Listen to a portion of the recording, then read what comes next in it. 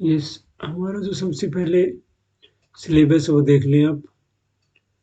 Syllabus हमारा भारत में राष्ट्रवाद है, निर्माण उद्योग, ये भूगोल का है। ये भूगोल के चैप्टर हैं 2 और 3, 4 और 5 जो है ये हमारा पॉलिटिकल साइंस का है, और 6 और 7 जो ये चैप्टर है हमारे, ये आगे अर्थशास्त्र के चैप्टर हैं। अब इसी में से पहला चैप्टर भारत में राष्ट्रवाद में से जब है तो इम्पोर्टेंट 97 के आंदोलन की शुरुआत के बारे में दिया हुआ है। गांधी जी के आंदोलन है ये, इसमें से आपको याद करना है। बच्चे पजल हो जाते हैं दोनों आंदोलन में, असहयोग आंदोलन, उसमें अवज्ञा आंदोलन के अंदर 1920 के कांग्रेस अधिवेशन में गांधी जी ने असहयोग आंदोलन के कर्मग्रहों को स्वीकार किया था। इस आंदोलन में काफी दिलचस्पी दिखाई, समाज के हर वर्ग में आंदोलन में भाग लिया। 1921 में प्रिंस ऑफ वेल्स ने भारत का दौरा किया, लेकिन उनका स्वागत काले झंडे के साथ किया गया। आंदोलन की एक बड़ी सफलता थी, लेकिन कुछ लोगों ने चोरा चोरी की हिंसा की और जहां कई पुलिसकर्मियों को जिंदा जला दिया। उत्तर प्रदेश की इस घटना में तो गांधी जी ने इस आंदोलन को बाद में बंद कर दिया था। 1929 में लाहौर के कांग्रेस अधिवेशन की अध्यक्षता जवाहरलाल नेहरू ने की थी। इस अधिवेशन में घोषित किया गया पूर्ण साम्राज्य अंग्रेज का लक्ष्य है, और 26 जनवरी को पूरे देश में स्वतंत्रता दिवस मनाया गया था। सविनय के आंदोलन महात्मा गांधी ने शुरुआत की थी इसकी दांडी मार्च के द्वारा।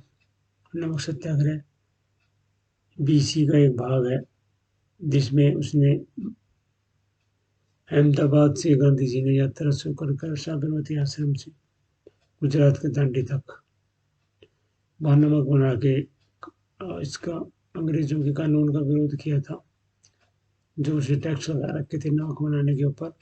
गांधी का तीसरा आंदोलन भारत छोड़ो आंदोलन है, जिसमें करो या मरो का नारा गांधी जी ने दिया था। ये गांधी के 3 आंदोलन है, और गांधी का मेन हथियार जो था वो सत्याग्रह ही था, सत्य के लिए आग्रह और हिंसा न करना, जिसको हम अहिंसा भी कह सकते हैं। ये डिफरेंस दिखा रखा है ऐसे आंदोलन और सविनय के आंदोलन में। प्रक्षेपण का वर्ष मतलब शुरुआत 1920 में हुई थी, 1930 में हुई थी। कारण क्या था? प्रथम विश्व युद्ध, रोल्ट एक्ट जो काला कानून था, वो जलियांवाला की घटना इसका कारण था। सविनय के आंदोलन 1930 में जो मंदी चली हुई थी महामंत्री असाइनमेंट कमीशन, 1927 में आया था हमारा, उसकी फल था। लॉर्ड इरविन उस समय जो वाइस रहे थे, उसके साथ गांधी की जो 11 मांगों के लिए बोला गया था उसने स्वीकार कर दी थी, जिसके कारण गांधी जी ने ये आंदोलन शुरू किया 1930 में। भागीदार के रूप में शहरों के मध्यम वर्ग, ग्रामीण इलाकों किसान और असम के मकान मजदूर।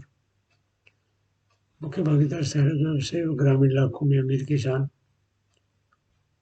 यहाँ पर दोनों लगभग सेम ही है। छात्रों ने स्कूल और कॉलेज छोड़ दिए, शिक्षकों ने इस्तीफा दे दिया, वकीलों ने अपनी फैक्ट्री छोड़ दी, विदेशी सामानों का बहिष्कार किया, विदेशी कपड़ों की जगह खादी का प्रयोग किया गया। ऐसे हुए आंदोलन के विपरीत लोगों ने ये केवल अंग्रेजों के साथ सहयोग से इनकार कर दिया, और उनके जो कानून थे अंग्रेजों के औपनिवेशिक मत अंग्रेजों के कानून को तोड़ने के लिए भी कहा गया, नमक बनाया। पूरे उत्साह के साथ भाग लिया, धीमा हो गया बाद में, चोरा चोरी की कहानी बंद हो गया था। लोगों ने जोश के साथ भाग लिया। नमक एक सामान्य मुद्दा था, पूर्ण स्वतंत्रता चाहते थे लोग, लेकिन बहुत जल्दी लोगों ने अपना जोश खो दिया। गांधी जी ने गांधी इरविन समझौते पर हस्ताक्षर किए।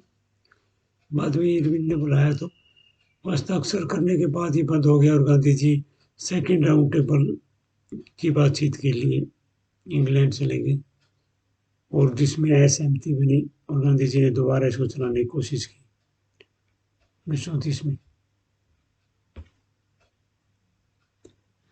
ये भारत के मानचित्र पर कुछ स्थान है जो आपको आने चाहिए। कांग्रेस अलग अलग जगह जाके अपनी बैठकें करती थी, ठीक है। कहाँ पड़ते हैं सभी हमारे मैप के अंदर ही आपको पता होना चाहिए, इम्पोर्टेंट स्थान, ठीक है। लाहौर पाकिस्तान में है, अमृतसर अब इंडिया के अंदर है, चोरी चोरी जो कांड हुआ था यूपी के बिल्कुल बीच में करना आपको, बिहार में चंपारण है ये वाला, और ये कलकत्ता है, नागपुर ही है, गुजरात के तट के ऊपर दांडी, अहमदाबाद मिल मजदूर, ठीक है, ये खेड़ा आंदोलन का स्थान है, बॉम्बे बिल्कुल तट के ऊपर है, ठीक है, मद्रास मैप है, आ सकते हैं आपके। अगला विनिर्माण का जो उद्योगों का पार्ट है हमारा, उसमें से इम्पोर्टेंट उद्योगों का वर्गीकरण इसमें सबसे मेन है कच्चे माल के आधार पर। आप इसको ऐसा भी बना सकते हैं और लिख भी सकते हैं, इसको दोनों तरीकों से कर सकते हैं। कच्चे माल के आधार पर कृषि पे जो उद्योग आधारित है और खनिज के ऊपर जो आधारित है, ये उद्योग है, बाहरी उद्योग है खनिज पे आधारित, तो पृथ्वी से निकलते हैं, और कृषि पर जो डिपेंड है उद्योग ये है। मुख्य भूमिका के आधार पर बुनियादी या प्रमुख उद्योग, जो बेसिक उद्योग से हमारे जिसके ऊपर किसी देश की अर्थव्यवस्था निर्भर होती है, वो बुनियादी उद्योग है। उपभोक्ता प्रयोग करते हैं इनको। पूंजी निवेश के आधार पर जो पूंजी लगाई जाती है उसकी, अगर कम पूंजी है तो लघु उद्योग है, और ज़्यादा पूंजी लगा रखी तो बड़े पैमाने के उद्योग है। ये सब बड़े पैमाने के उद्योग है यहाँ पर, ठीक है, ये बड़े पैमाने में आते हैं सभी। जो छोटे उद्योग हैं, जहाँ पर छोटे कोऑपरेटिव उद्योग से हैं, दूसरे छोटे कपड़ा बुनने के उद्योग, कताई बुनाई की, वो छोटे स्वामित्व के आधार पर, स्वामी कौन है उनका, अगर भारत सरकार है तो सार्वजनिक, प्राइवेट के हाथ में निजी है, ठीक है, दोनों का संयुक्त है, सार्वजनिक और निजी, तो ये, और लोगों का आपसी सहयोग के द्वारा कोई खड़ा किया गया उद्योग तो कोऑपरेटिव उद्योग है, सहकारी।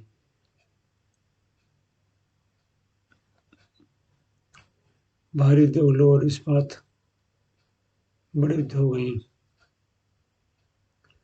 लौह इस्पात उद्योग की कुछ समस्याएं हैं। लौह इस्पात उद्योग को उत्पादन की उच्च लागत,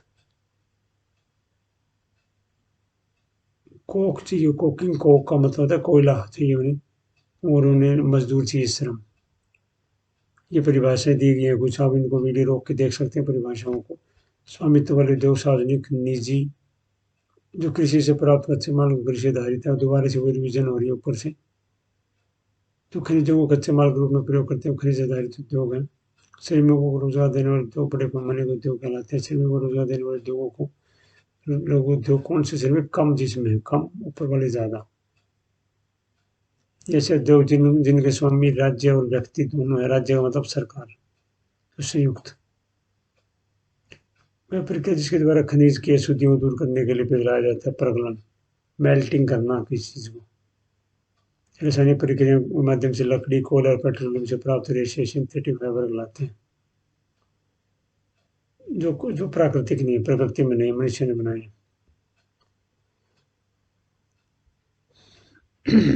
इंपॉर्टेंट बात है एक दो। अच्छा, इसमें इंपॉर्टेंट क्वेश्चन आगे हम देखेंगे। ये सबसे इंपॉर्टेंट क्वेश्चन है भाई, कोई भी उद्योग अगर कहीं लगाएंगे तो किन बातों पर डिपेंड करता है, ये किस प्रकार से इसका बन सकता है। भारत में उद्योग की स्थिति, मतलब कहाँ लगाना चाहिए उद्योग, उसका क्या चीज़ देखी जाती है, उद्योग यहाँ लगा दिया जाना चाहिए, ठीक है।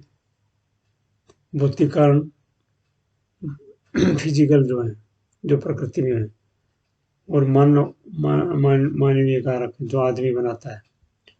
भौतिक मतलब फिजिकल का कच्चा माल आसपास ही होना चाहिए। तो आयरन स्टील के उद्योग है जो, वो सारे उसी छोटा नागपुर एरिया में, क्योंकि वहीं से आयरन मिलता है, वहीं से कोयला मिलता है उनको।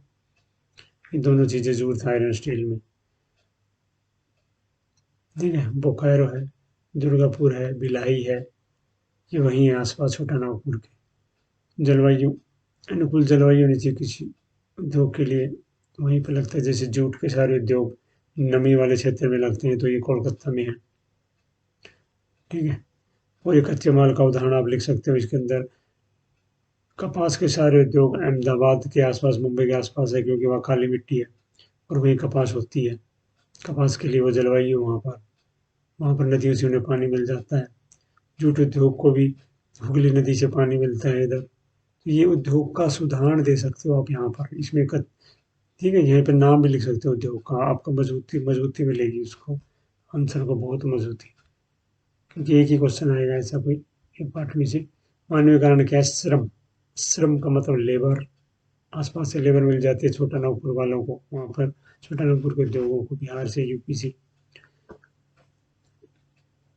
उदाहरण दे के ले सकते हो, कपड़े उद्योग जो अहमदाबाद के आसपास के महाराष्ट्र में, वहाँ पर अहमदाबाद से उनको मिल जाती है पूंजी जो लगाई जाती है, उसमें पैसे जो लगाए जाते हैं। पूंजी के बिना कोई भी उद्योग आपको पता है कामयाब नहीं है। बिजली, सरकार जो बिजली उपलब्ध करवाती है उनको वो जरूरी है वहाँ पर। निर्बाध मतलब कंटिन्यूस बिजली मिलनी चाहिए बिना बाधा के। उत्पादन के बाद तैयार उत्पाद को बेचने के नज़दीक बाजार ज़रूरी है। ट्रांसपोर्ट ज़रूरी है, उद्योग में तैयार हो गया माल तो उसको देश में परिवहन चाहिए, दूसरे देशों में भेजना है तो वहाँ पर पोर्ट चाहिए। छोटा नागपुर प्लेटू के सारे इस्पात उद्योगों को वहाँ पर पैरादीप है, बंदरगाह बाहर चले जाते हैं देशों में वहाँ से। सरकार की नीति, अनुकूल नीति सरकार किसी उद्योग को स्थापित करने के लिए सरकार टैक्स वगैरह की जो छूट है, ऐसी नीतियों की बात कर रही है। तो इसमें एक जूट उद्योग का भी उदाहरण दे रखा है। समस्याएं कौन सी है जूट उद्योग में आने वाली?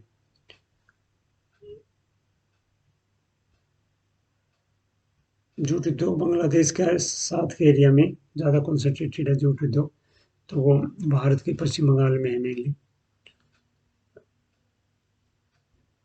इसको आप पढ़ लें, थोड़ा ज़्यादा इम्पोर्टेंट तो नहीं है क्वेश्चन ये। अब ये जो हमने पूरी जो पीछे जो तालिका पढ़ी थी उसी का क्वेश्चन है, इम्पोर्टेंट क्वेश्चन है। तालिका जो हमने पीछे पढ़ी है उसी को दिया हुआ है लिखने के स्टाइल से। कारक क्या है जिसके आधार पर उद्योगों का वर्गीकरण किया जाता है? प्रयुक्त कच्चे माल के स्रोत के आधार पर जो कच्चा माल उसमें प्रयोग हो रहा है। कृषि पे डिपेंड है क्या उद्योग हो, खेती पे, या भूमि में जो खनिज निकलने वाले हैं उनके ऊपर कौन कौन से उद्योग डिपेंड है? कृषि पे जैसे कपास का उद्योग है, ऊन, पटसन, रेशमी वस्त्र, रबड़, ये सभी प्रकृति में मिलने वाली चीजें जो हमारे किसान उगाए जाते हैं इनके द्वारा, उन पर डिपेंड इसलिए लिखा कृषि आधारित। और जो खनिज मिलते हैं पृथ्वी के अंदर उन पर डिपेंड है ये लौह इस्पात, सीमेंट का, एल्यूमीनियम का, मशीन टूल्स, पेट्रोकेमिकल्स, पेट्रोलियम पर डिपेंड है। ऑयल रिफाइनरीज वगैरह की बात कर रहे हैं। अब उनकी भूमिका क्या है? क्या वो अर्थव्यवस्था को किस प्रकार प्रभावित करते हैं? मुख्य अर्थव्यवस्था के आधार स्तंभ है, उन पर डिपेंड है पूरी अर्थव्यवस्था, तो आधारभूत प्रमुख उद्योग है।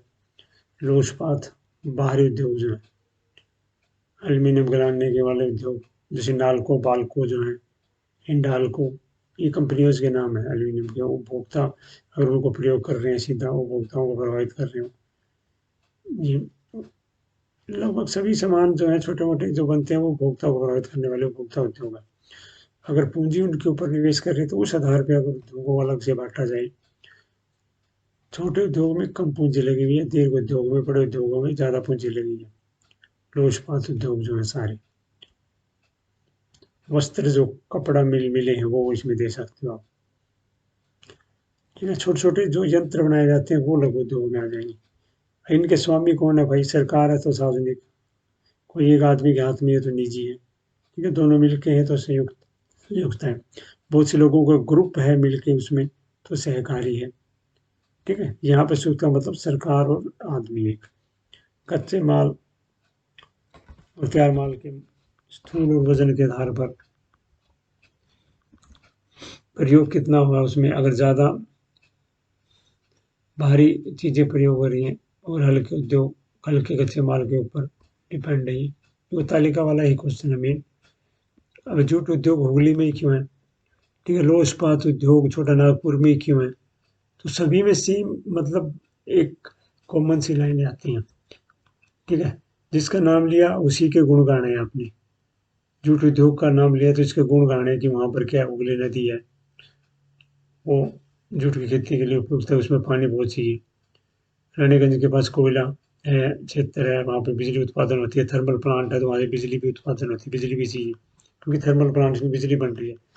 और वो लौह इस्पात उद्योग में भी यही बिजली काम आती है, इसलिए वो वहीं है। पानी की आवश्यकता धोने के लिए, सस्ते श्रम में, ये आर्द्र जलवायु चीज ऐसा। ठीक है, ऐसे तो सेम पॉइंट दूसरे उद्योगों में भी लग सकते हैं। देखिए सूती वस्त्र उद्योग की स्थिति, ठीक है, कहाँ पर है भारतीय सूती वस्त्र उद्योग की स्थिति? अहमदाबाद के आसपास, क्योंकि वहाँ पर क्या है, काली मिट्टी के अंदर कपास होती है। सेकेंद्रण वहीं पर है ज़्यादा, ज़्यादा महाराष्ट्र और गुजरात में काली मिट्टी है, वहाँ पर तो वहीं पर सेकेंद्रण होगा क्योंकि कच्चा माल वहीं से मिल जाता है आसपास से। परिवहन की सेवाएं वहाँ से मिल जाती हैं। वहाँ पे क्या है, कांडला बंदरगाह है गुजरात के अंदर, मुंबई बंदरगाह है। ठीक है, महाराष्ट्र गुजरात और तमिलनाडु में कताई का केंद्रीकरण जारी रहा, मतलब ज़्यादा वहीं पर है। अब कृत्रिम रूप से आर्द्र और नम जलवायु बनाना भी संभव, इसलिए कपड़ा उद्योग मथुरा, कोयम्बटूर, जालंधर आदि शहरों में विकेंद्रित हो गया, बाद में हो गया आजकल। ठीक है, कृत्रिम रूप से नम कर देते हैं जलवायु को इंडस्ट्री के अंदर, तो ये उन जगहों से अब और कहीं भी जा सकते हैं। कहने का मतलब ये है बस। लौह इस्पात उद्योग भारत तक ही सीमित है, इसके तीन कारण: छोटा नागपुर पठारी के क्षेत्र में लौह इस्पात उद्योग से सेकेंद्रण के उत्तर है। मतलब वहीं क्यों है, छोटा नागपुर में? वही बात ऊपर जो आ रही है कि इसको भाई लोएस्क चाहिए, जो आसपास ही मिल जाता है लोएस्क। ठीक है, मयूरभंज है, केवंझर है, वहीं से छोटा नागपुर के आसपास क्षेत्र से कोयला चाहिए इसको, आग जल मतलब कोयला उसको पिघलाने के लिए, एस्क को, तो वही मिल जाता है कोयला। रानीगंज से मिल गया, ठीक है, झाड़िया से मिल गया, झाड़िया, वहीं से कोयला मिल जाता है उसको। जल परिवहन की उपलब्धता से बाहरी कच्चे माल को आसानी से किया जाता है, मतलब क्या है, गंगा नदी में से जल का उसके अंदर से ट्रांसपोर्ट हो जाता है आराम से। वहाँ पे घनी आबादी है, श्रम, वहाँ पे बिजली उत्पादन होती है, थर्मल प्लांट है बहुत सी आसपास के क्षेत्रों में। बात वही है, सेम लगाना है, एक क्वेश्चन आएगा, कोई घबराना नहीं है, सेम लगाना है आपको। ठीक है, उद्योग, बाद में उद्योग पर्यावरण निम्नीकरण, पर्यावरण निम्नीकरण का मतलब पर्यावरण को नष्ट कर रहे हैं उद्योग, ये आपको बताना है। धुएं में आपने कुछ नाम याद कर लेने गैसों के, कार्बन मोनोऑक्साइड का याद कर लिया, सल्फर डाइऑक्साइड का याद कर लिया, और कार्बन डाइऑक्साइड भी हो सकती है। तीन गैसों का नाम याद रखना है बस हमेशा। ठीक है, उद्योगों में निकलती हैं सारी गैसें। रेफ्रिजरेटर में भी सीएफसी गैसें निकलती हैं। एरोसल का मतलब होता है हवाई जहाज की जो धुआं निकलता है वो है। ओजोन को नुकसान पहुंचा दिया, ओजोन को नुकसान पहुंचा दिया तो क्या है, पैराबैंगनी प्रकाश पृथ्वी पर आ जाएगा, हानिकारक प्रकाश है सूर्य का। ठीक है, गैसों का नाम याद रखना है आपको, इसमें मेनली वही है। कोयला अगर उद्योगों में प्रयोग हो रहा है तो CO2 निकल रही है, ये लिखना है आपको। जल प्रदूषित हो रहा है कि उद्योगों के अंदर जो भी उत्पाद बनने के बाद जो बचता है गंध, वो अपशिष्ट है, वो भी लोग नहरों में छोड़ देते हैं, तो जल प्रदूषित हो रहा है। ठीक है, कपड़ा उद्योग, पेट्रोलियम, इनमें जो गंध निकलता है, चमड़े में, चमड़े को धुलाई के बाद जो गंध निकलता है, अपशिष्ट जो गंध निकलता है, वो क्या जाता है, नदियों में जाता है। ठीक है, ये आपको इम्पोर्टेंट पॉइंट्स आ गए अगले पार्ट के अंदर,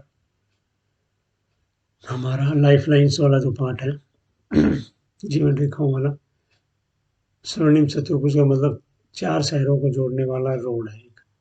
ठीक है, महानगर है देश के, दिल्ली, मुंबई, चेन्नई, कोलकाता, चारों कोनों पर भारत के, उसको जोड़ दिया है मेन रोडों से। ठीक है, 6 लेन्स, कल 6 लेन्स 8 लेन का रोड है ये।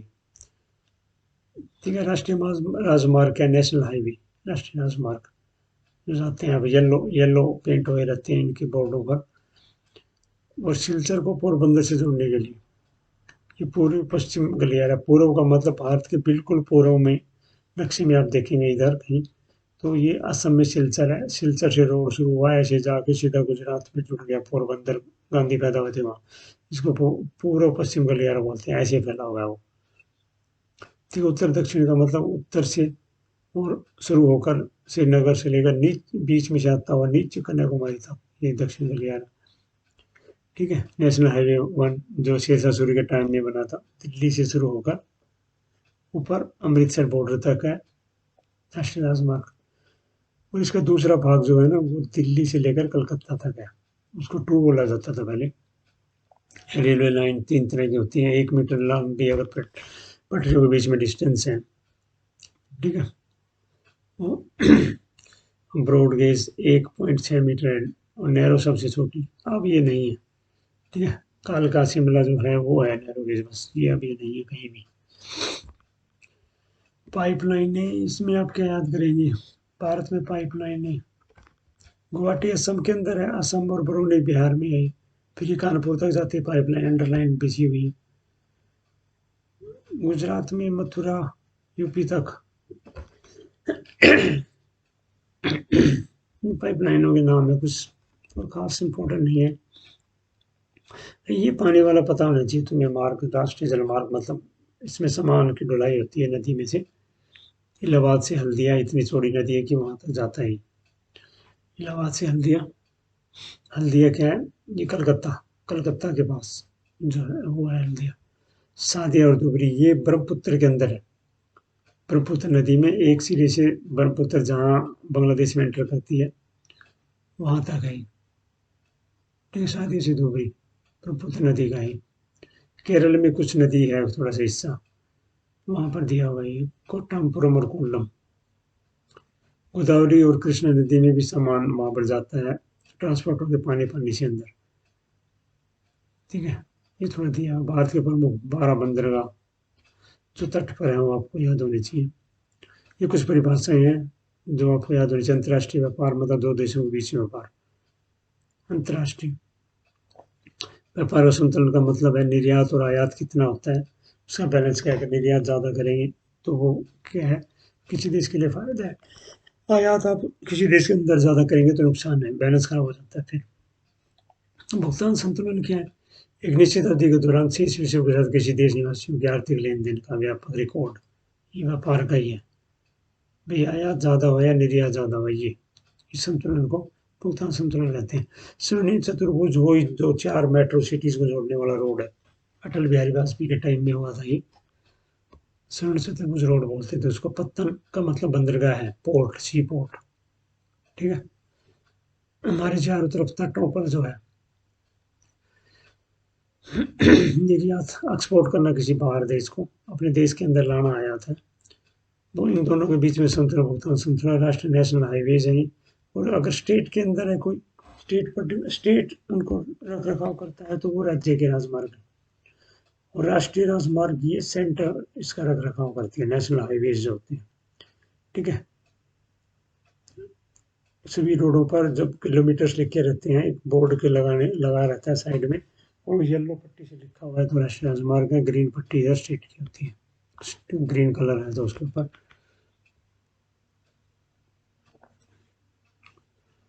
अच्छा, अब ये क्वेश्चन दिया हुआ है, सड़क परिवहन रेल परिवहन से ज़्यादा बेहतर क्यों है, ये बातें दी हुई है थोड़ी सी। रेलवे की तुलना में सड़क निर्माण रखरखाव करना आसान है, रेलवे को बिछाना आसान नहीं है, ऊबड़ खाबड़ जगह पर भी हो सकते हैं, कम दूरी के लिए काफ़ी किफ़ायती पड़ती हैं, क्योंकि ट्रेन की पटरियाँ बिछाएंगे तो बहुत महंगी पड़ेंगी, ठीक है। जल परिवहन के लाभ क्या हैं, सस्ता, बिल्कुल सबसे सस्ता जल ही है, परिवहन आराम से सबसे अनुकूल है। भारी चीज़ों को जब जल में डालते हैं तो वो आराम से कैरी हो जाती हैं, ये दिया हुआ है। पर्यावरण के अनुकूल है क्योंकि किसी भी प्रकार का वायु प्रदूषण नहीं बनाती है, पर्यावरण के अनुकूल है। जल परिवहन में कम से कम ऊर्जा लगती है। प्राचीन काल से ही प्रयोग हो रहा है। जल मार्गों का नाम भारत के बता दो, इलाहाबाद और हल्दिया। इलाहाबाद मतलब ये गंगा नदी वाली, गंगा नदी में से कोई जा रहा है, चीज़ों को ट्रांसपोर्ट कर रहे हैं तो ये ब्रह्मपुत्र में से दोबारा से आ गए। केरल के आसपास भी वहाँ नदी है तो कोट्टापुरम और कोल्लम में, ठीक है। काकीनाडी और पुदुचेरी नहर के स्ट्रेच के बीच, साथ साथ गोदावरी कृष्णा का भी है। रेलवे को राष्ट्रीय परिवहन की व्यवस्था क्यों कहा जाता है, देखो भारत में सबसे ज़्यादा इसी का प्रयोग होता है, इसमें लिखा हुआ है।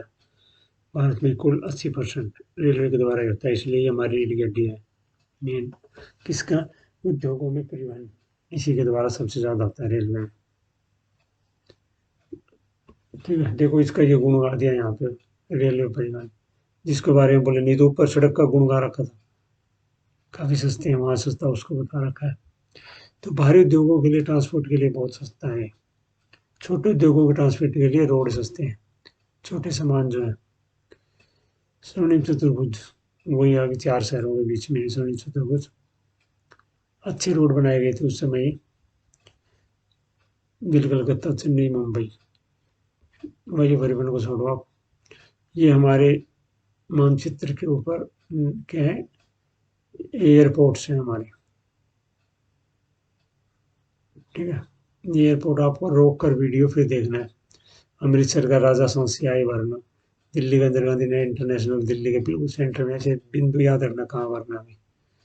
कांडला ये वहाँ पर पड़ा था, बंदरगाह है कांडला। तो छत्रपति शिवाजी, ये एयरपोर्ट की बात है और ये बंदरगाह की बात है। नीचे यहाँ लिखा हुआ देखो, बंदरगाह मतलब ट्रायंगल से है, गोले मतलब हवाई अड्डे से। ये बंदरगाह है मराम गांव, ये गोवा के अंदर दिखाना है। न्यू मैंगलोर जहाँ पे ये कर्नाटक खत्म होता है, केरला से होता है। कोच्चि यहाँ पर बीचों बीच में तट पे दिखाने, बंदरगाह हमेशा तट पे दिखाना है तुम्हें। तुतिकोण और थोड़ा तट पे दिखाना है तुम्हें, ठीक है।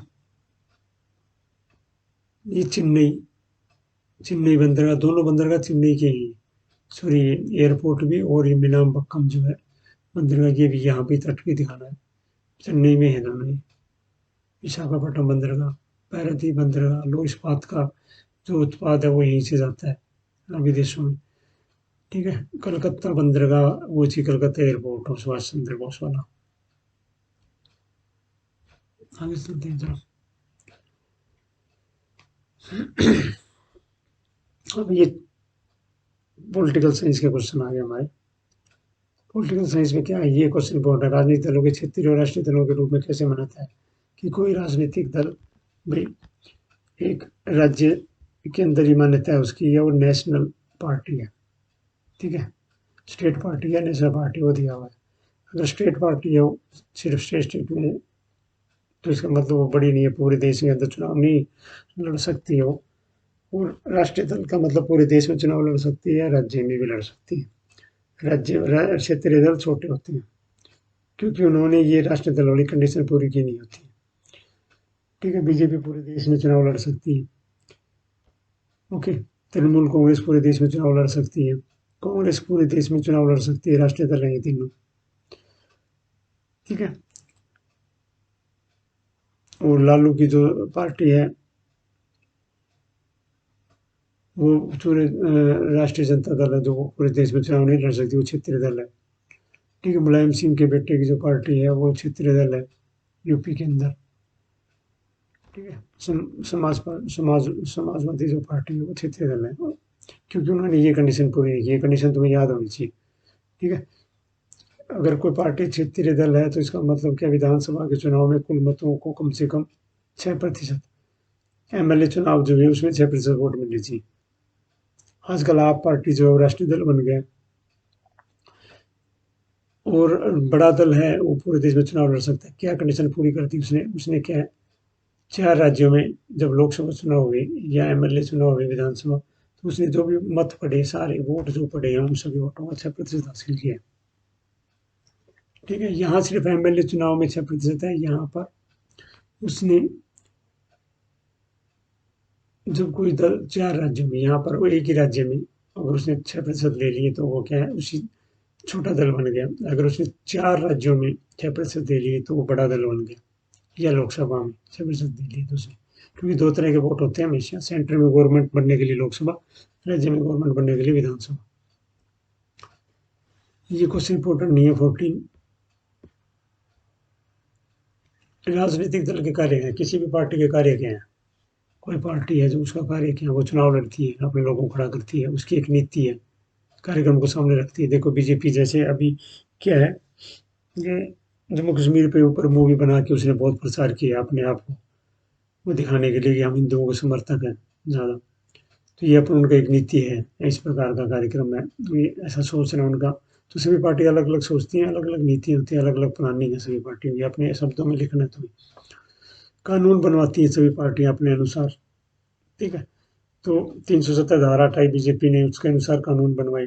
कांग्रेस कुछ आएगी तो वो अपने अपने हित के लिए कानून बनवाएगी, विधायिका में मतलब संसद में या विधानसभा में कानून बनवाने का, कानून बनाने में को प्रभावित करती है ये सभी पार्टियां। सरकार तो बनाएगी, अगर वो 2/3 बहुमत पे भी है कहीं भी राज्य में, उसी सेंटर गवर्नमेंट, तो वो सरकार बनाएगी राजनीतिक दल। अगर जो राजनीतिक दल ने वो 2/3 सीटें नहीं मिली, वो क्या है, सरकार नहीं बना सकती, परंतु वो संसद में या विधानसभा में बैठे जरूर गी, और वो सरकार जो बनाएगी उसकी आलोचना करेगी कामों की, उसको बोलते हैं विपक्ष बन जाएगी। ठीक है, भारत में बहुदल व्यवस्था है, ज़्यादा दल है भारत के अंदर, एक से ज़्यादा दल है, तो उनको बहुदलीय व्यवस्था बोलते हैं। परंतु ऐसा क्या है, अमेरिका में और इंग्लैंड के अंदर ऐसा नहीं है, वहाँ 2 दलीय व्यवस्था है। ऑस्ट्रेलिया में 2 दलीय व्यवस्था है, बहुदल नहीं है वहाँ पे।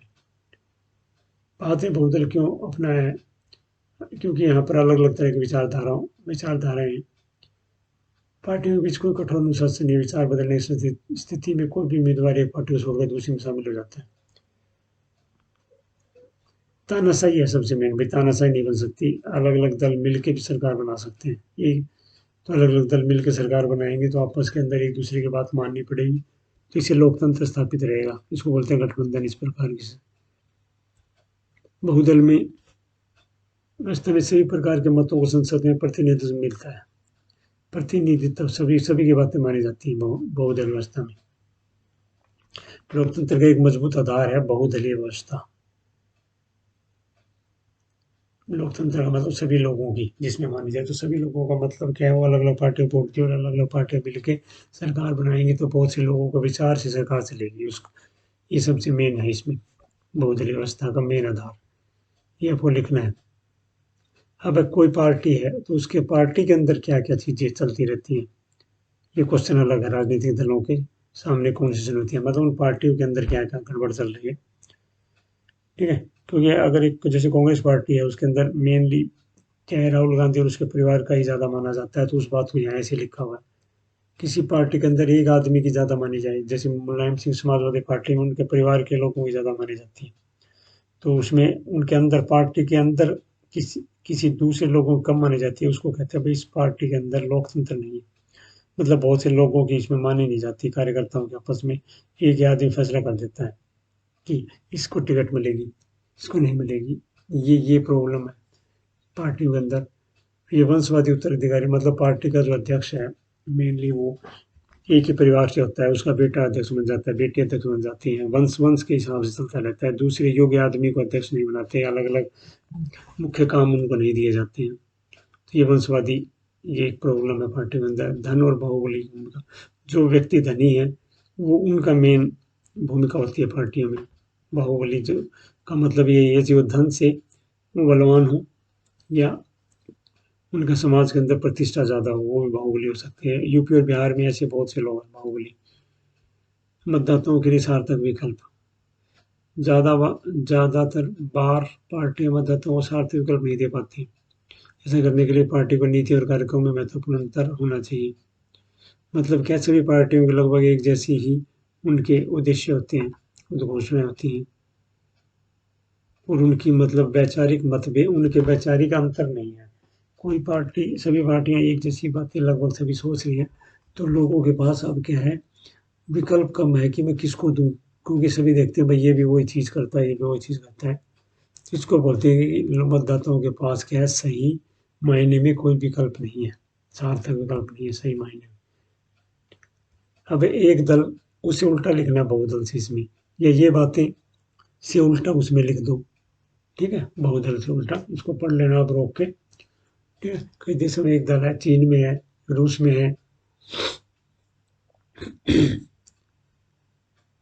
अभिव्यक्ति की स्वतंत्रता नहीं है, मतलब अभिव्यक्ति नहीं है, तानाशाही प्रकार की है। एक दल एक तानाशाही प्रकार का होता है हमेशा। ठीक है, क्योंकि वहाँ विपक्ष भी नहीं बैठता, आपको कुछ अभिव्यक्त नहीं कर सकते, आप बोलोगे तो जेल में डालेंगे।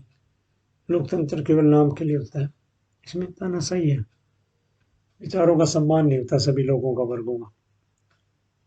राजनीतिक और सामाजिक मतलब लोगों की और नेताओं की बातें नहीं सुनी जाती, उनको दबा दिया जाता है, कुचल दिया जाता है। अब इकोनॉमिक्स, इकोनॉमिक्स का पार्ट है तो मुद्रा और शाख, ये जो मीनिंग समझने पड़ेंगे आपको। मुद्रा और शाख, आम सहमति से मतलब भारत देश के अंदर चीजें आप खरीदेंगे, विनिमय करेंगे, एक दूसरे एक्सचेंज करेंगे, तो क्या चीज एक्सचेंज करेंगे, तो उसके बदले में आपको क्या मिलेगा, उस चीज़ को मुद्रा कहते हैं। ठीक है, बैंक खातों में जो जमा राशि है जिसे आप निकालते हो मांग पर, उसे मांग जमा कहते हैं, क्रेडिट बोलते हैं इंग्लिश में इसको।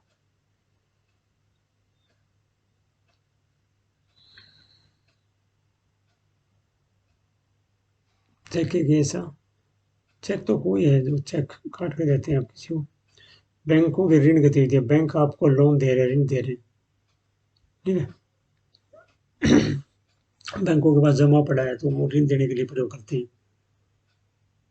और आज बैंक जनता ने कुछ वहाँ पे जमा करवा रखा है, तो वो जमा करवा रखा है उसका कुछ अनुपात फिक्स है, भाई इतना परसेंट तो आपको यहाँ नगद रखना ही पड़ेगा, और दूसरा ऋण ऋण दे दो चाहिए, मतलब बैंक खाली नहीं होना चाहिए, नगद हमेशा वहाँ मिलेगा। आरबीआई ने बोला ये नियम बना रखा है। बैंक के इससे पैसा निकालने की जो जमाकर्ताओं को भुगतान करने का प्रावधान है।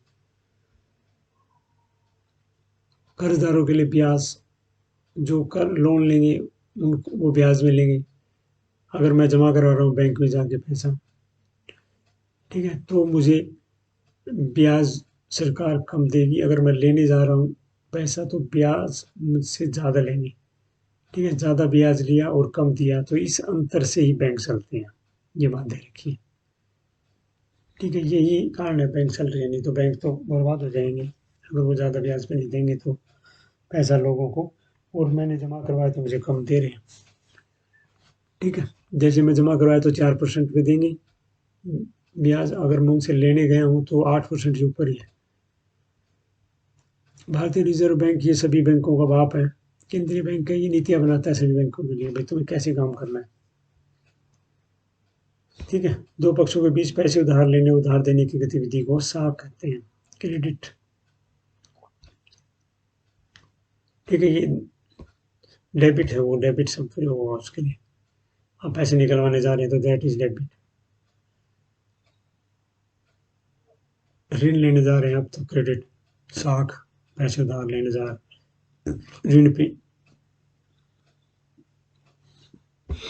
समर्थक ऋण, ऋण आधार, ऋण प्लस आधार ऐसी संपत्ति है जिसका मालिक कर्जदार है, जैसे कि भूमि, इमारत, गाड़ी, पशु आदि, और इसका इस्तेमाल में उधारता को गारंटी देने के रूप में करता है जब तक ऋण का भुगतान। आप ऋण लेने जा रहे हैं तो आपको बैंक ऋण क्यों दे, आप उसके पास भूमि रख देंगे, अपनी इमारत की रजिस्ट्री रख देंगे, गाड़ी की आरसी रख देंगे, पशु का कोई कागज बनवा के रख दिया, भाई मुझे ऋण दे दो, ऋण मैं वापस नहीं लौटा पाया तो मेरी ये जब्त कर लेना। ठीक है, तो ये ऋण के आधार है, ऋण इन आधार पर मिलेगा आपको।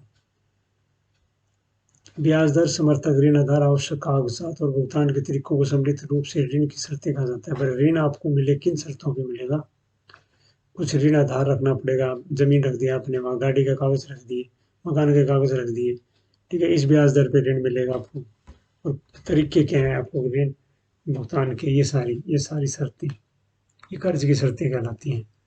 ठीक है, और जो बैंक ऋण देते हैं एक तरह से वो ऋण औपचारिक ऋण कहलाते हैं, जो सरकार के द्वारा दिया जाता है एक तरह से बैंकों से, वो क्या है, औपचारिक ऋण है। अनौपचारिक ऋण का मतलब आप किसी सरकार को छोड़ के किसी और से लेने जाएं प्राइवेट, वो अनौपचारिक है। ठीक है, साहूकार से लेने जाएं, और ये खतरनाक है क्योंकि इनकी कंडीशन अलग होती हैं, और इस सरकार की तो स्पष्ट कंडीशन है औपचारिक ऋण में। सरकार से औपचारिक ऋण लें हमेशा आप। स्वयं सहायता समूह, ठीक है, सेल्फ हेल्प ग्रुप्स हैं, जो गांव के अंदर कुछ लोग समूह इकट्ठा कर कर आपस में कोई नियम बनाकर आपस में एक दूसरे की हेल्प करते हैं, ऋण देते हैं, कोई चीज़ चलाते हैं। जैसे अमूल कंपनी ऐसे ही सेल्फ हेल्प ग्रुप से चलाई जा रही है, लिज्जत पापड़ की जो कंपनी है वो सेल्फ हेल्प ग्रुप से चलाई जा रही है। ठीक है, बहुत से लोगों के द्वारा इकट्ठा होकर आपस में स्वयं की सहायता करते हैं, स्वयं सहायता समूह कहलाते हैं। इसमें लेडीज मुख्य हिस्सा बनती हैं। स्वयं सहायता समूह गाँव के अंदर चलाए जाते हैं, बहुत इंपॉर्टेंट है। मुद्रा के रूप कौन कौन से हो सकते हैं, मुद्रा सिक्के के रूप में, चेक के रूप में, ठीक है, पेपर नोट, ये जो कार्ड्स होते हैं आजकल, जो कार्ड प्रयोग कर रहे हो आप, एटीएम कार्ड को डेबिट कार्ड, क्रेडिट कार्ड अलग होते हैं। वाणिज्यिक बैंक, हमारे जो बैंक है कॉमर्शियल बैंक्स, ठीक है।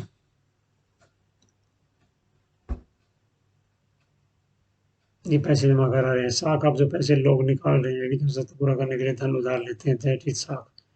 ठीक है, बैंकों से पैसा उधार लेना साख है। क्रेडिट बोलते हैं इसको। होम लोन है, ठीक है, घर बनाने के लिए ले रहे हो आप। और ये पर्सनल लोन आप वैसे लेते हो, ये बिना घर बनाने वाला होता है, इस पे ब्याज दर ज़्यादा है। होम लोन पे ब्याज दर 6.5 है, तो इसके ऊपर 10 से 12% लोन लेते हैं। कार लोन अलग है, ये प्रकार है सारे लोनों के, ठीक है। क्रेडिट लोन, लोन क्या है सारे, क्रेडिट आप जो ले रहे हैं बैंकों से उधार ले रहे हैं ब्याज पे, वो है सब कुछ। साख के आधार जो पीछे बताए थे, ठीक है, ये अपने कागज जमा करवा दो भी बैंक लोन दे देगा, किसी भी स्पेशल ब्याज दर पे देगा बैंक लोन आपको, ठीक है। होम लोन ले रहे हो आप, तो आपको क्या है 6.5-7% पे देगा, ठीक है। कार लोन ले रहे हो तो आपको 8% लगा दिया, ठीक है ना। पर्सनल लोन ले रहे हो तो और ज़्यादा परसेंटेज पे देता है। दस्तावेज कागजी कार्रवाई पूरी करनी पड़ेगी, आपको आधार कार्ड देना पड़ेगा, ठीक है, दूसरे डॉक्यूमेंट्स देने पड़ेंगे। और भुगतान के तरीके क्या हैं, बैंक कैसे देगा आपको, बैंक क्या है चेक वगैरह ही देता है, लोन देता है तो चेक में दे देता है, ठीक है, डीडी बना के दे देता है। कि देश के विकास के लिए सस्ता और वहनीय ऋण क्यों जरूरी है, विका क्यों ऋण जरूरी है, लोन लोगों को लोन क्यों जरूरी है। विकास के लिए चाहिए सभी को लोन। आप अपनी दुकान खोलोगे, कोई धंधा करोगे, काम धंधा, वो बातें तैयारी की सारी। ग्रामीण क्षेत्रों में अधिकांश लोग खेती करते हैं, तो उन्हें उपकरण लाने हैं, बीज लाने हैं, तो उन्हें क्या पैसे थोड़ी हैं उनके पास, वो लोन लेंगे सस्ते में। कोऑपरेटिव बैंक से लोन लेते हैं गाँव के अंदर। फसल की बुआई, उत्पादन के बाद आय की प्राप्ति हुई एक लंबी प्रतीक्षा, मतलब फसल बो दिया आपने, जब वो कट के बाहर आएगी तो उसको बेचेंगे, तो ये एक लंबा काम है। इस दौरान जो भी खर्च होता है वो लोन लेके ही किसान खर्च करता है, ठीक है, बीज वगैरह लाता है, तो उसे लोन चाहिए, ठीक है, ऋण चाहिए उसे। कृषि के अलावा जो छोटे उद्यमी हैं, मतलब इंडस्ट्रियलिस्ट हैं, छोटे या व्यापारी हैं, उनको भी सस्ते ऋण ऋण चाहिए। सभी ऋण पे चलता है। जो व्यापारी घराने हैं सभी ने गवर्नमेंट से ऋण ले रखे हैं, जैसे विजय माल्या ऋण लेके भाग गया, लोन लेके भाग गया, वो चुकाया नहीं उसने। सभी इंडस्ट्रियलिस्ट इसी पर डिपेंड है। अभी सेल्फ हेल्प ग्रुप है, सेल्फ हेल्प ग्रुप्स की विशेषता जो पीछे बताई थी भाई, ये अगर किसी को ऋण नहीं मिलता तो आपस में एक दूसरे की हेल्प करके कोई काम धंधा शुरू किया जाता है, वो सेल्फ हेल्प ग्रुप्स कहलाते हैं। ऋण ऋण का आधार की कमी है उनके पास, वो ऋण नहीं ले सकते, ठीक है। उनके पास कोई घर गिरवी रखने के लिए नहीं है, सोना गिरवी रखने के लिए नहीं है, जमीन गिरवी रखने के लिए नहीं है, तो आपस में फिर ऐसे ग्रुप बनाते हैं, जिससे वो फिर उस पे उधारकर्ता योग्य उद्देश्यों के लिए समय समय पर ऋण प्राप्त कर सकते हैं। इसमें कोई कंडीशन आपस में एक दूसरे की हेल्प के लिए बना ली उन्होंने। उचित ब्याज दरों पर ये आपस में ऋण ऋण दे देते हैं एक दूसरे को। मेनली महिलाएं इसमें जुड़ी हुई हैं, तो इससे महिलाओं के विकास और स्वतंत्रता में इसमें ज़्यादा सहायता मिली है ग्रुप बनने के बाद, ठीक है। और ये समूह जो है आपस में बैठक करते हैं तो सामाजिक मुद्दों पर भी बात करते हैं, क्योंकि गाँव के अंदर होते ही तो सामाजिक मुद्दों को भी प्रभावित कर रहे हैं, ठीक है। वही क्वेश्चन दोबारा से आ गया कि स्वयं सहायता समूह, सेल्फ हेल्प ग्रुप्स जो है ना, अवधारणा गरीब लोगों के लिए क्यों महत्वपूर्ण है। सेम वही बात लिख दोगे आप, क्यों है, ठीक है, क्योंकि वो उधार लेने की जो शर्तें हैं ना गवर्नमेंट की, वो पूरी नहीं कर पाते हो, दस्तावेज पूरे नहीं कर पाते। बैंक और सरकारी समितियां हर जगह मौजूद नहीं है, तो वो क्या सेल्फ सहायता समूह बना रही है उन्हें। ऋण प्राप्त करना आसान नहीं है, बहुत कागज कार्रवाई चाहिए, कागज चाहिए सारे। ऋण प्राप्त करने के लिए जो ऊपर आया था ना टॉपिक, सारे क्या क्या चीज़ चाहिए, वो सारी चीज़ वो पूरी नहीं कर पाते हैं, ये वाली ऋण प्राप्त करने के लिए सारी चीज़ें, तो उन्हें क्या है सेल्फ हेल्प ग्रुप्स बनाने पड़ते हैं, ठीक है। साख की शर्तें, ऋण लेने की शर्तें पूरी नहीं कर पा सकते। ये वही साख की शर्तें दोबारा आ गई जो ऊपर मैंने दिखाई थी, ठीक है। एक निश्चित ब्याज दर पे मिलेगा आपको, कोई चीज़ गिरवी रखनी पड़ेगी आपको, आवश्यक दस्तावेज चाहिए आपको, आधार कार्ड चाहिए, पैन कार्ड देना पड़ेगा, ड्राइविंग लाइसेंस देना पड़ेगा, ये दस्तावेज देने पड़ेंगे आपको, ठीक है। कर्जदार भुगतान के तरीके, मतलब कर्जदार वापस ऋण कैसे दे रहा है, ले लिया तो आपने, अब मैंने इकट्ठे 2 लाख ले लिया, अब मैं किस्तों में दूंगा सरकार को वापस, वो मेरा तरीका है वापस देने का, ठीक है। किस्तें कितने की बनेंगी, ये तरीका है, ठीक है। किन्हीं स्थितियों का परीक्षण कीजिए जिनमें ऋण कृषकों के विकास में सहायक होता है। कृषकों के विकास का मतलब, वो किसान लोन क्यों ले रहे थे, क्योंकि पूरा साल जब वो खेती में लगाते हैं पैसे, वो कहाँ से लाएंगे, वो ऋण से ही लोन से ही प्राप्त होगा, क्योंकि फसल बेचने की और फसल उगाते हैं तो उसके पीछे में बहुत टाइम होता है, उनके पास पैसे नहीं है। वही सेम क्वेश्चन है, ठीक है, बीज लाएंगे, नया उर्वरक लाएंगे, उपकरण चाहिए खेती करने के लिए, ये सारे कहाँ से लाएंगे? ऋण ऋण के पैसों से लाते हो, ठीक है। वही बात सेम क्वेश्चन दिया हुआ है। वैश्वीकरण और भारतीय अर्थव्यवस्था, लास्ट टॉपिक है हमारा सेकंड टर्म एसएसटी का। वैश्वीकरण का मतलब क्या है? सभी सारे देश आपस में जुड़कर जब आपस में काम करते हैं तो एक पूरा विश्व क्या है, एक छोटा परिवार बन गया है, उसको वैश्वीकरण कहते हैं, ठीक है। और पूरे विश्व की कंपनियां कई अलग अलग देशों में जाकर लगकर काम करती हैं, उनको बहुराष्ट्रीय कंपनियां कहते हैं, एमएनसी, मल्टी नेशनल कंपनी। एक से अधिक देशों में उत्पादन कर रही है मल्टीनेशनल कंपनी, वस्तु उत्पाद बना रही है और लोगों को नौकरियां दे रही है, सेवा मतलब नौकरियां दे रही है, ठीक है। उत्पादन के अलग अलग तरीके प्रयोग कर रहे हैं वो। बहुराष्ट्रीय कंपनियों की स्थापना के लिए, बहुराष्ट्रीय कंपनियां मुंबई में है, दिल्ली में है, गुड़गांव में है, अलग अलग बड़े शहरों में हो, क्या आवश्यक कारक है? वो बाजार देखती है हमारे से, बाजार कितना दूर है, हमारे पास जो है कुशल और अकुशल लेबर कितनी है, यहाँ पे भूमि हमें मिल गई क्या, हम कंपनी लगाएंगे तो यहाँ पे पानी भी मिलेगा क्या कंपनी लगाने के लिए? जो उद्योग जैसे लगाने के लिए कर रहे थे ना, तो कंपनी लगाने के लिए भी वही बातें थी, पानी और बिजली चाहिए, ठीक है। सूखे में कहाँ कंपनी लगेगी? सरकार ने हमारे लिए नीतियाँ बनाई है क्या, हमें टैक्स में छूट, क्योंकि सरकार कंपनियों से भी टैक्स लेती है वहाँ लगाने का, तो सरकार की नीतियाँ इस प्रकार की हैं क्या, हम यहाँ कंपनी लगा सकते हैं क्या? जैसे भारत सरकार अलग अलग देशों की कंपनियों को बुलाता है, भाई हमारे यहाँ लगाओ, हम आपको सस्ते में ज़मीन दिलाएंगे, सस्ते में क्या बिजली दिलाएंगे, ठीक है, हमारे यहाँ पर। तो ये सरकार की नीति है, ठीक है, कंपनी लगाने के लिए उनको बुलाती है सरकार। जापान की कंपनियों को बुला लिया, अमेरिकी कंपनियों को बुला लिया जब भारत ने, उनको वादा करके हमको आपको सस्ती बिजली देंगे, सस्ती ज़मीन उपलब्ध करवाएंगे, ठीक है। हरियाणा गवर्नमेंट में जैसे गुड़गांव में विदेश से कोई बहुत कंपनियां लग गई, जैसे क्या है, गाड़ीज की कंपनी लगा ली, अपनी कोई गाड़ी कंपनी यहाँ लगा ली, ठीक है। ये अच्छा, ये है बहुराष्ट्रीय कंपनी द्वारा उत्पादन स्थापित करने के तरीके। अब ये बहुराष्ट्रीय कंपनियां कैसे लगाती हैं चीज़ों को, कैसे करती हैं? या तो वो हमारे यहाँ की कुछ कंपनियों के साथ वो करेंगे गठबंधन, ठीक है, धन प्रदान कर देंगे या तो उनको, या अपने साथ कोई टेक्निक है वो टेक्निक भी बता देंगे। जैसे क्या है, मारुति के साथ, भारत की कंपनी के साथ होंडा ने काम किया था, तो हीरो होंडा उसकी कंपनी साथ ऐसे बनी थी, ठीक है। साथ मिलकर भी काम करती हैं कंपनियां। स्थानीय कंपनियों को खरीद भी सकती है, छोटी कंपनियां तो अपने अधीन कर लेंगे, उनको पैसे दे देंगे बहुत ज़्यादा, उनके नाम को वो प्रयोग करेंगे, ठीक है। उदाहरण दिया, कारगिल फूड्स ने परख फूड्स की छोटी कंपनियों का अधिग्रहण कर लिया। बहुत सी कंपनियां हैं जो छोटी कंपनियों को अपने नीचे अंदर ले लेती हैं। विदेशी व्यापार और बाजारों का एकीकरण, उत्पादकों के लिए घरेलू बाजार से आगे पहुंचने का अवसर प्रदान करना। उत्पादक जो हैं हमारे लोकल बाजार के बेचने के बजाय वो गया दूसरे देश में बेचें, इसका मतलब ये है खरीदारों को घरेलू रूप से उत्पादित सामान के अलावा एक अच्छा विकल्प मिलता है। हाँ, मैं खरीदार हूँ, मुझे क्या है, यहाँ घरेलू सामान मिल रहा है और साथ साथ में विदेशों का सामान भी मिल रहा है। ये ऐसा तभी है जब बहुराष्ट्रीय कंपनियां एक देश से बाहर निकलेंगी तो। बाजार को जोड़ने या विभिन्न देशों के बाजारों में एकीकरण, जब बहुराष्ट्रीय कंपनियां बाजारों में सामान बेचने आएंगी तो क्या है, सभी लोगों का बीच में आपस में एकीकरण हो रहा है। इसी घटना को वैश्वीकरण भी कहते हैं। पूरे देश आपस में जुड़ रहे हैं, पूरा विश्व एक छोटा सा परिवार बन गया है, ठीक है, ये वैश्वीकरण कहलाता है। आपस में परस्पर संबंध हो गए हैं, एकीकरण हो गए हैं, ये देशों के बीच संबंध और तीव्र एकीकरण, तेजी से एकीकरण हुआ है आपस में। वैश्वीकरण के लिए जिम्मेदार कारक क्या है?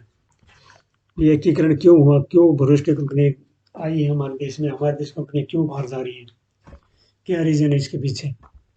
टेक्निक रीज़न है, ठीक है। हमारे पास वो टेक्नोलॉजी नहीं होगी, हम कंपनियों को बुलाते हैं, तुम्हारे पास टेक्नोलॉजी है भाई, यहाँ अच्छा सामान बनाओ, ठीक है। टेक्नोलॉजी ज़्यादा ज़्यादा क्या है, उन्नत हो गई है, प्रौद्योगिकी टेक्नोलॉजी, परिवहन की बेहतर सुविधा हुई है। अब क्या है, सभी कंपनीज को पता है कि माल कहीं भी बनाओ और कहीं भी भेज दो, ठीक है, परिवहन के द्वारा ट्रांसपोर्ट कर दो उसको, तो इतना ज़्यादा चिंता नहीं करते, वो कहीं भी लगा दो। और कई देशों ने अच्छी सुविधाएं दे रखी हैं बहुराष्ट्रीय कंपनियों को, तो वो क्या है, उनकी नीति उदार है, सुविधा ज़्यादा है, उदार है नीति, दयालु है नीति, तो वो चली जाती है उस देश के अंदर। दयालु नीति जिस देश की है, उनको टैक्स में छूट देते होंगे, ज़मीन दिलाते हुए, उन्हें बिजली ज़्यादा उपलब्ध कराते हैं उद्योगों में, तो ये उदार नीति है। व्यापार में रुकावटें नहीं है वहाँ पे, ठीक है, उदार नीति है। और कई जगह व्यापार में रुकावटें हैं तो मल्टीनेशनल कंपनी जाएंगी भी नहीं, तो ये प्रभावित तो कर रही है ना, चाहे रुकावट हो चाहे उधार हो, प्रभावित कर रही है। परिवहन प्रभावित करता है मल्टीनेशनल कंपनी को लगने के लिए, टेक्नोलॉजी प्रभावित करती है मल्टीनेशनल कंपनी को लगने के लिए, और यही हमारा हेडिंग था कि मल्टीनेशनल कंपनीज को लगने के लिए वैश्वीकरण को प्रभावित कौन सी चीज़ें करती हैं, ये है। और पूरे देशों में व्यापार के क्या नियम बनाए जाएं, तो इसलिए अंतर्राष्ट्रीय संस्था है ये विश्व व्यापार संगठन, जो पूरे देशों के आपस में व्यापारिक जो गठबंधन है उसको कंट्रोल करती है, नियम बनाती है उसके लिए। देश ही देश के अंदर बनाए तो सरकार बनाएगी, और पूरे देशों में व्यापार आपस में हो रहा है तो इसका नियम मानना पड़ेगा हमें, WTO विश्व व्यापार संगठन का नियम मानना पड़ेगा। इतने देश हैं इसके अंदर, और ये अंतर्राष्ट्रीय व्यापार के नियम बनाता है। WTO अपनी भाषा में लिखेंगे हम। भारत पर क्या प्रभाव पड़ा कि मल्टीनेशनल कंपनी यहाँ पर आई, तो क्या क्या प्रभाव पड़ा है हमारे यहाँ पर, अच्छा भी होगा बुरा भी होगा। भारत में पैसे उन्होंने लगाए हैं, जापान में पैसा लगाएगा, ऑस्ट्रेलिया पैसा लगाएगा, नई खबर है बिल्कुल। भारत के अंदर ट्रेनें चलाएंगे वो, इलेक्ट्रिक ट्रेन या दूसरी आधुनिक ट्रेनें, मेट्रो ट्रेन जापान की हैं, भारत के अंदर उन्होंने पैसा लगाया। बड़ी भारतीय कंपनियों का स्वयं बहुराष्ट्रीय कंपनी के रूप में उदय हो गया। भारत की कंपनी भी अब बहुराष्ट्रीय कंपनी बन गई, वो दूसरे देशों में जाके लगा रही है, ठीक है। इन्फोसिस भारतीय कंपनी, IT कंपनी है। टाटा भारतीय कंपनी है, दूसरे देश में लगाते हैं। दवा बनाने वाले रेन बख्शी भारत के पंजाब की कंपनी है, ये दूसरे देशों में अपना इसका होल्ड है पूरा। बढ़ता जो कंपटीशन हो गया आपस में कंपनियों का, प्रतिस्पर्धा से शीर्ष बड़ी कंपनियां भारतीय कंपनियों को फायदा हुआ है, शीर्ष भारतीय कंपनियों को इस प्रतिस्पर्धा से बड़ी भारतीय कंपनियों को फायदा हुआ है। टाटा एक बड़ी कंपनी है, इन्फोसिस एक बड़ी कंपनी है IT में, TCS टाटा की कंपनी है, IT कंपनी है वो, इसको भी फायदा हुआ है, और जिसको बाहर जाने को मिल रहा है, जो विशेष रूप से IT के जुड़े लोगों की सेवाएं प्रदान करने वाली कंपनियों के लिए नए अवसर पैदा हुए, वो बाहर जा सकती है, ठीक है। न्याय संगत वैश्वीकरण के लिए संघर्ष, मतलब ग्लोबलाइजेशन हो रहा है, कंपनी एक देश से दूसरे देश में जा रही है, तो उसके लिए क्या चीज़ें हैं, संघर्ष क्या होंगे, मतलब क्या है, सभी के लिए समान अवसर प्रदान करेगा। न्याय संगत वैश्वीकरण सभी के लिए समान अवसर, मतलब वैश्वीकरण अगर कर रहे हैं पूरे संसार में व्यापार का, कंपनियों का, तो क्या चीज़ आशा की जाती है कि वहाँ पर उनको समान अवसर मिले। ऐसा ना हो कोई कानून ऐसा बना दे कंपनी के लिए फायदा हो दूसरे के लिए नुकसान। सरकारी नीतियों को न केवल अमीर और शक्तिशाली बल्कि देश के सभी लोगों के हितों का संरक्षण करना चाहिए। सरकारी नीतियों को मतलब अमीरों की कंपनियों के लिए ना हो, और वो जो सभी लोग छोटी मोटी कंपनी बना रहे हैं उनको भी फायदा हो उससे, उनके हित भी सुरक्षित हो। वहाँ पर सरकार सुनिश्चित कर सकती है कि श्रम कानून, मतलब लेबर के कानून, जो काम कर रहा है इन कंपनियों में उनको भी कानून के तहत सही सुविधाएं मिले। ऐसा ना हो कि ज़्यादा काम किया जाए और कम पैसे मिले। श्रमिकों के अधिकार सुरक्षित हों, श्रमिक वहाँ पर सुरक्षित हो उनका जीवन, ठीक है। तो मतलब क्या है, जब वैश्वीकरण होगा तो कंपनियां होंगी, तो ये चीज़ें आशा की जाती है वहाँ पर ये चीज़ें हों, सभी को समान अवसर मिले, कंपनियों को, अमीर कंपनी और गरीब कंपनी में कोई अंतर ना हो। सरकार ये निश्चित करे कि लेबर जो काम कर रही है वहाँ पर श्रम, तो उनके हित भी सरकार देखे। वैश्वीकरण को निष्पक्ष बनाने के लिए वो ये ऊपर बड़ी बात लिख सकते हो, वैश्विक निष्पक्ष का मतलब किसी एक पक्ष की तरफ नीति नहीं बनी है, सभी के लिए नीतियां बनी है सरकार की कंपनी लगाने के लिए, उसको बोलते हैं बिना पक्ष लिए, ठीक है। सरकार श्रम कानून बनाए सबके लिए, सही हो, हितों के संरक्षण हो, जो मजदूर काम कर रहे हैं, छोटे उत्पादकों को भी सहायता दे, ना कि बड़ों बड़ों को दे, ठीक है। सरकार अपने लोगों के हितों की रक्षा के लिए व्यापार और निवेश बाधाओं का भी उपयोग कर सकती है। मतलब क्या है, सरकार अगर भारत में कोई विदेशी कंपनी आ रही है तो भारत अपनी कंपनी को बचाने के लिए पहले ऐसे नियम बनाए ताकि भारत के व्यापारी उस कंपनी के कंपटीशन से नष्ट ना हो। जैसे भारत के कपड़ा उद्योग है, अगर बाहर की कोई कपड़ा उद्योग आ गया तो उसके लिए थोड़ा सा नियम अलग रखना पड़ता है, सभी देश करते हैं जी। उस पर थोड़ा टैक्स ज़्यादा लगाएगी वहाँ सरकार, भारत वाले कंपनी पे टैक्स कम लगाएगी, ठीक है। तो उसके लिए वो वादा होगा और हमारे लिए फ़ायदा है। तो फायदा होना चाहिए। और सरकार की नीति, सरकार को बनाना चाहिए भाई उसकी खुद की इंडस्ट्रीज के लोग थोड़ा सुरक्षित रहें दूसरों के कंपटीशन में। सरकार निष्पक्ष नियमों के लिए विश्व व्यापार संगठन के साथ बातचीत कर सकती है। ठीक है, अगर सरकार की कंपनी हमारी बाहर जाती है और उसके साथ क्या न्याय नहीं हो रहा तो वो डब्ल्यूटीओ को बोल सकती है भाई आपने क्या नियम बनाए कि हमारे कंपनी को देखो यहाँ पर न्याय नहीं हो रहा है। ठीक है, ऐसा ही भारत में अगर कोई कंपनी आती है तो वो कह सकती है विश्व व्यापार संगठन के पास जा सकती है, और ऐसा होता भी है कि भारत हमारे साथ न्याय नहीं कर रहा है, अपनी कंपनी को तो छूट ज़्यादा दे रहा है। ये चलता रहता है। भारत में बहुराष्ट्रीय कंपनियों पर विश्व वैश्वीकरण के प्रभाव का विश्लेषण करें। भारत में बहुराष्ट्रीय कंपनियों पर वैश्वीकरण का प्रभाव। भारत में फिर क्या, बहुराष्ट्रीय कंपनियों ने ज़्यादा पैसे लगाए हैं, यहाँ पर निवेश हुई है, रोजगार, लोगों को एम्प्लॉयमेंट मिला है वहाँ पे। स्थानीय कंपनियां इन बड़ी कंपनियों को क्या है, कच्चा माल देती हैं, सेवाएं देती हैं। ठीक है, कोई जैसे कोई बड़ी गाड़ी बनाने की कंपनी भारत में लगी है तो उसके छोटे छोटे पुर्जे सारे भारत की खुद कंपनियां उसको देंगी। इससे लोगों को एम्प्लॉयमेंट मिल रहा है, ये बात है पूरी में। वैश्वीकरण के कारण बढ़ती प्रतिस्पर्धा, मतलब आपस में कंपटीशन कंपनियों में, शीर्ष कंपनियों को लाभ हो रहा है। उन्होंने नई तकनीक और उत्पादन विधियों में निवेश किया। मतलब अगर वो एक ही चीज़ की दो कंपनियां लग गई तो वो नया नया कुछ करने की चाहेंगी, ग्राहकों को लुभाने के लिए नई तकनीक प्रयोग करेंगी जिससे ग्राहकों को अच्छी चीज़ मिलेगी। उत्पादन मानक मतलब क्या है, अच्छी चीज़ कोई तैयार होकर आएगी। फिर अगर दो कंपनियां एक ही काम पे कर रही हैं, जैसे दो दुकानें हैं एक ही सामान बेच रही हैं तो अच्छा सामान बेचेंगे भाई, मेरा चले मेरा चले। ठीक है, कुछ भारतीय कंपनियां स्वयं बहुराष्ट्रीय कंपनियां बनने में समर्थ हुई। हमारी छोटी कंपनी थी वो पहले, आज वो बड़ी कंपनियां बन गई हैं। टाटा मोटर्स एक बड़ी कंपनी बन गई, इन्फोसिस बड़ी बन गई, इनबक्सी, एशियन पेंट्स एक बड़ी कंपनी बन गई है, भारतीय कंपनी थी। सुंदरम फास्टनर, डेटर बोल्ट, ये बड़ी कंपनियां बन गई हैं। ये क्वेश्चन इंपॉर्टेंट नहीं है ये वाला।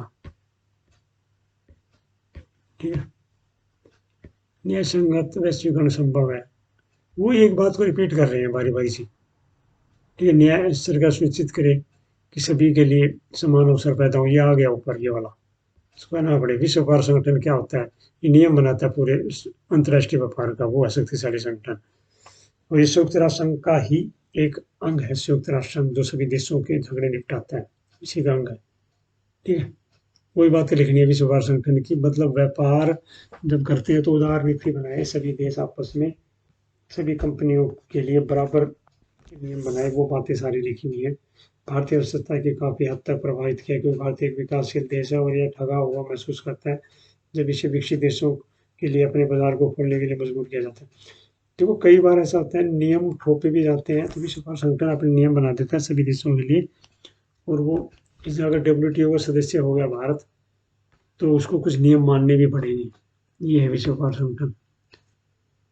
विश्व व्यापार संगठन का अनुकूल प्रभाव, मतलब अच्छा, ये एक सदस्य देशों के बीच खुले, ये सदस्य देशों के बीच खुले व्यापार, आपस में जो इसके सदस्य हैं वो आपस में खुले व्यापार करते हैं। उनको ज़्यादा अब समस्या नहीं है कि ये मेरे साथ भेदभाव करेगा नियम बनाने में। ठीक है, अगर दोनों देश विश्व व्यापार संगठन के सदस्य हैं तो अनुकूल वातावरण बनेगा, अच्छा वातावरण बनेगा। प्रतिकूल प्रभाव क्या है डब्ल्यूटीओ सदस्य हुए तो, जैसे विकसित देश हैं जो डेवलप्ड हो चुके हैं, जो अमीर देश हैं, अमेरिका, यूरोप के, जापान का, तो वो कई बार नियम को अपने अनुसार बनवा लेते हैं डब्ल्यूटीओ से। अपने अनुसार नियम का बनवा कर क्या है, फिर वो विकासशील देशों का शोषण होता है उसमें, उनको पूछा भी नहीं जाता है, ऐसा भी हो जाता है, अपने अनुसार नियम बनवा देते हैं। ये लिखना आपको विश्व व्यापार संगठन के।